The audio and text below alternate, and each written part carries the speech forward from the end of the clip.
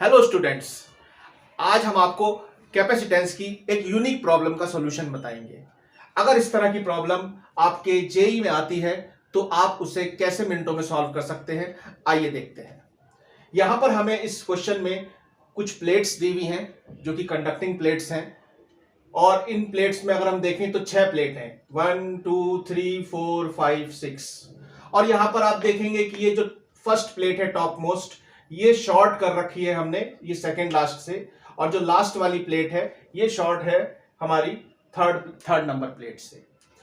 Question है find the equivalent capacitance between points A and B.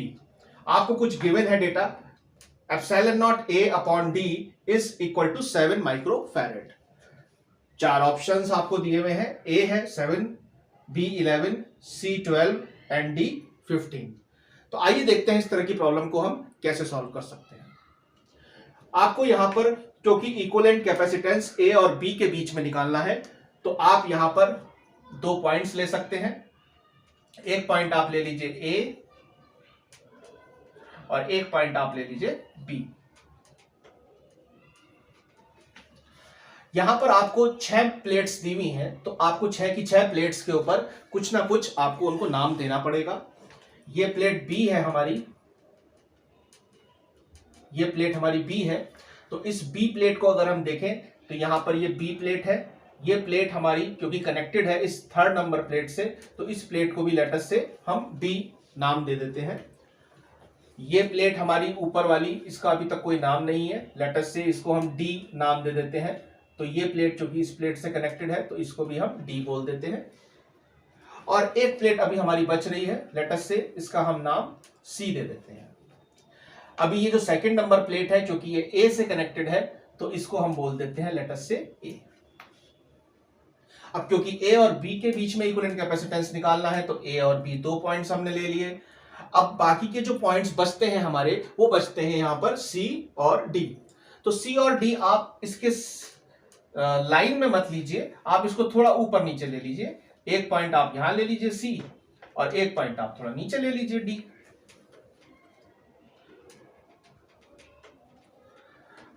अब आप यहां देखिए टोटल कैपेसिटर्स कितने बन रहे हैं हमारे। अगर हम देखें कैपेसिटर्स पैरेलल प्लेट 1 2 3 4 5, टोटल 5 हमारे पैरेलल प्लेट कैपेसिटर्स बन रहे हैं।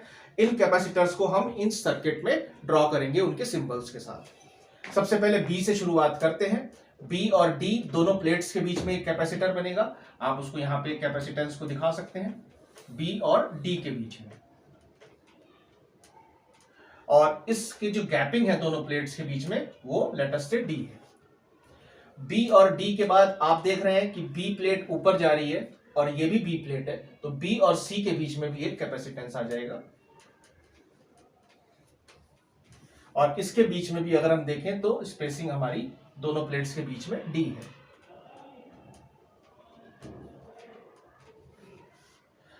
नाउ सी और डी के बीच में कैपेसिटेंस बन जाएगा जिसकी स्पेसिंग 2d होगी।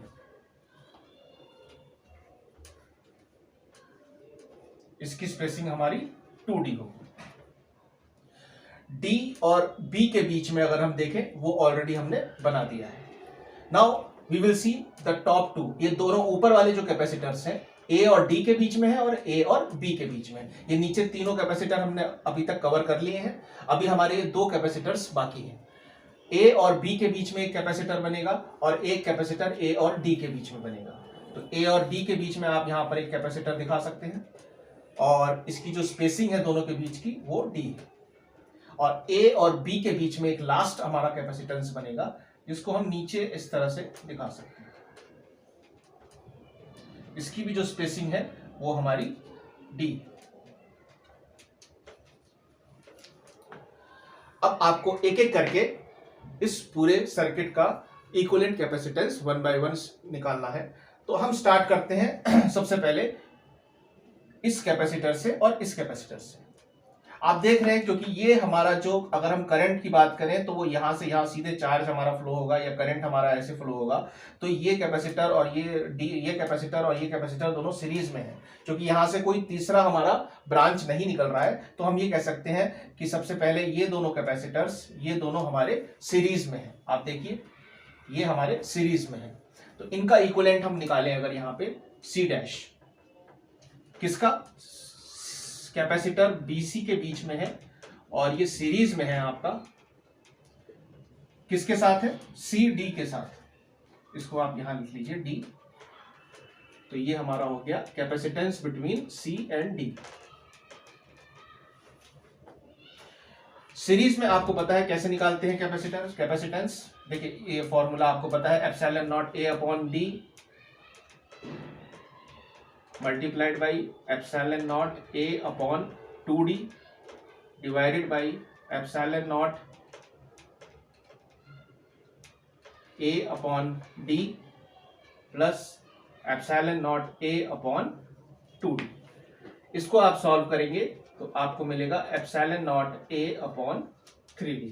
तो ये आपका इक्विवेलेंट कैपेसिटेंस आ गया। अभी आप इस कैपेसिटेंस को, इन दोनों को रिमूव करके इसकी जगह एक सिंगल कैपेसिटेंस आप बना सकते हैं कुछ इस तरह से, और इस कैपेसिटेंस को हम लेट अस से सी डैश बोलते हैं। अब इस सी डैश की बात करें तो ये सी डैश जो है वो हमारा बी और डी वाले कैपेसिटर के साथ पैरेलल में है। तो इन दोनों को अब अगर हम देखें, इस वाले कैपेसिटर को और इस वाले को, तो इसका इक्विवेलेंट कितना आ जाएगा, C double dash is equal to C dash in parallel with C dash in parallel with C B D. Parallel में C1 plus C2 simple formula है, तो यहां पर हम लिख सकते हैं epsilon naught A upon 3d plus epsilon naught A upon D. तो ये आपका यहां पर आंसर आ जाएगा 7 epsilon naught A upon 3d। ये बच्चों आपका आ गया सी डबल डैश। अब इन दोनों को रिप्लेस कर सकते हैं सी डबल डैश से, तो यहां पर इन दोनों को रिप्लेस कर देते हैं एक सिंगल कैपेसिटर से।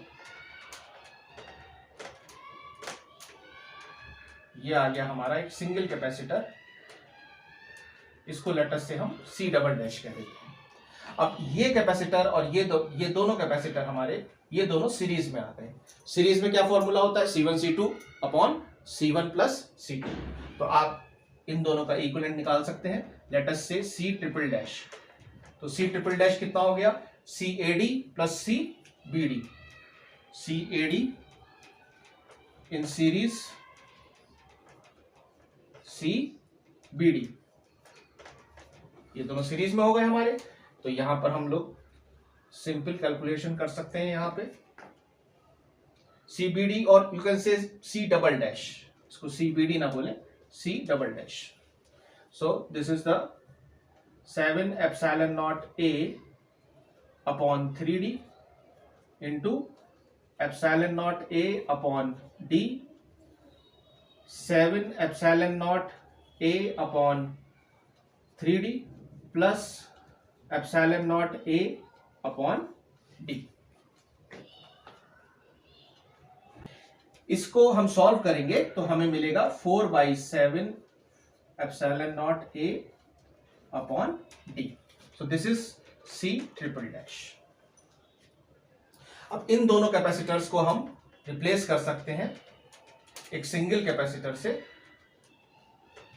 और इस सिंगल कैपेसिटर को हम बोलेंगे C ट्रिपल डैश। अब ये दोनों कैपेसिटर्स हमारे पैरेलल में आ गए, तो फाइनल जो हमारा C इक्विवेलेंट आने वाला है वो C1 प्लस C2 हो जाएगा, यानी कि C triple dash in parallel with CAB, right.